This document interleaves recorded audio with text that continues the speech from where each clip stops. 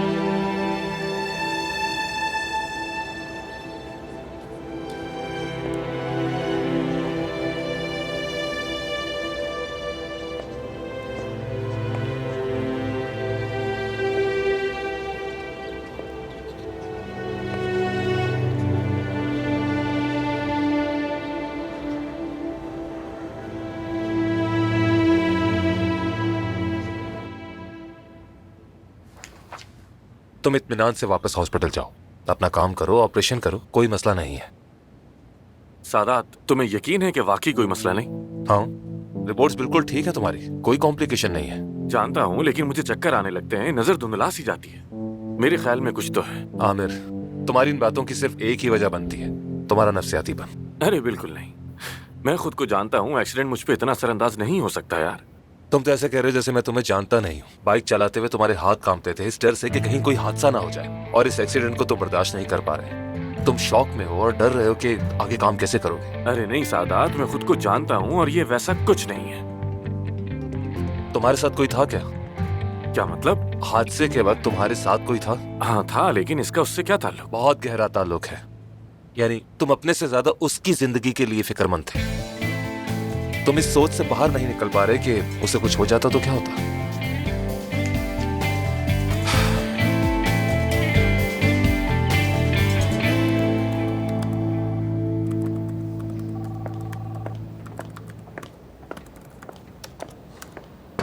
Good morning, क्या मैं आ सकती हूँ? आओ अफसून बेटी, मैं तुम्हारा इंतजार कर रहा था। खुशामदीद, कैसी हो? ठीक हूँ, ठीक हूँ। काया साहब, मैं तो समझ रही थी कोई छोटी सी जगह होगी जहाँ आप क्रीम्स बनाते हैं, लेकिन ये तो बहुत बड़ी फैक्ट्री निकली। हमने भी छोटे पैमाने से आगाज किया था, लेकिन अचानक से सब कुछ बढ़ता चला गया। मगर हम अब भी क्लासिक अंदाज ही अपनाए हुए हैं। क्लासिक से मतलब हमारी प्रोडक्ट्स इतनी अच्छी हैं कि खुद ही बिकती हैं। मार्केटिंग में हम थोड़े कमजोर हैं। चलो खैर, मैं तुम्हें ज्यादा बातों में तो नहीं उलझाऊंगा। असल बात पर आता हूँ। अफसून बेटी, जैसा कि मैंने अभी कहा कि हम मार्केटिंग में थोड़े कमजोर हैं, तो मेरा और परवीन का मुश्तरका ख्याल है कि तुम्हें और आमिर को न सिर्फ अस्पताल की बल्कि अब इस फैक्ट्री की भी जिम्मेदारी संभाल लेनी चाहिए। अगर तुम दोनों संभाल लो तो ये सब हम सब के लिए बहुत ही बेहतर हो जाएगा। मैं और परवीन भी पीछे हटकर सुकून की जिंदगी गुजार सकेंगे। आई एम सॉरी काया साहब, मेरा और परवीन साहबा का जो मामला है वो ऐसा नहीं है, आप जानते हैं।